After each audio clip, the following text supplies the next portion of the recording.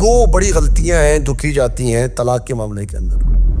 ایک بڑی غلطی کہ ایک شخص اپنی بیوی کو 3 طلاقیں دیتا ہے اور 3 طلاقیں دینے کے بعد ایک ہی وقت میں 3 طلاقیں دیتا ہے اور وہ یہ سمجھتا ہے کہ میری بیوی مجھ پر حرام ہوئی۔ یہ پہلی غلطی کیونکہ جب اس نے 3 طلاقیں دیں اس وقت قرآن اور حدیث کی روشنی میں، جیسا کہ میں پہلے بیان کر چکا ہوں، وہ طلاقیں 3 نہیں ہیں بلکہ 1 ہے۔ یا 3 کو 3 سمجھنا، یہ پہلی غلطی۔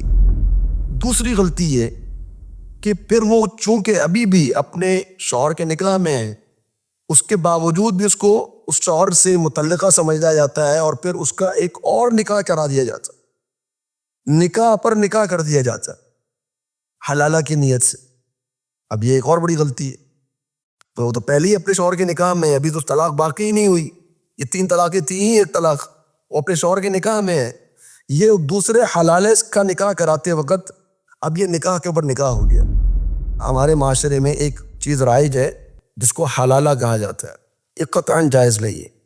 حلالہ کا مقصد کیا ہوتا ہے کہ ایک شخص نے اپنی بیوی کو طلاق دی اور اب وہ اپنے سابقہ شوہر کے اوپر حرام ہو چکی ہے، یہ دوسرا شخص اس عورت سے نکاح کرتا ہے اس نیت کے ساتھ کہ میں اس کو طلاق دوں گا تاکہ یہ اپنے سابقہ شوہر کے لیے حلال ہو جائے۔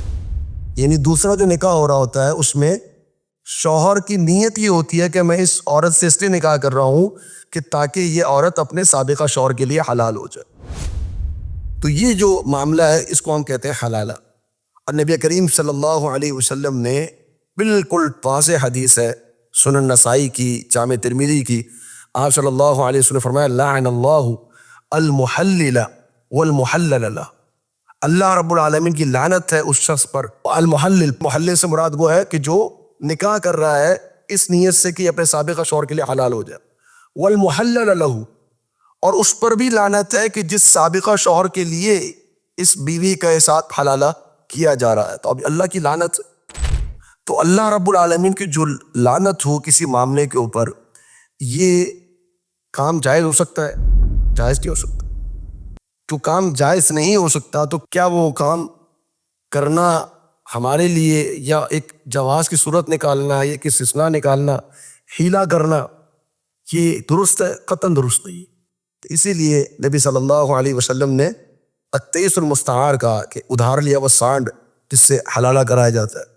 اور جناب عمر رضی اللہ عنہ نے اپنے دور میں یہ بات ارشاد فرمائی تھی کہ اگر مجھے معلوم ہوا کہ کسی شخص نے کسی عورت سے حلالہ کی نیت سے نکاح کیا ہے تو میں اس پر زنا کی حد قائم کروں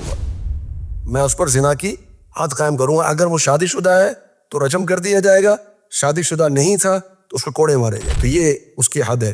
تو لہذا یہ طریقہ کار جو ہمارے ہاں بڑی کثرت کے ساتھ اور بڑے افسوسناک معاملات ہمارے سامنے آتے ہیں بسا اوقات اس ایک معاملے کی وجہ سے کہ شرم سے نگاہیں جھک جاتی، ایسے معاملات ہمارے سامنے آتے ہیں۔ تو یہ چیز قطعاً درست نہیں ہے۔ کیا اللہ رب العالمین کو علم نہیں ہے کہ یہ شخص جو نکاح کر رہا ہے اس کی نیت کیا ہے نکاح کرتے وقت؟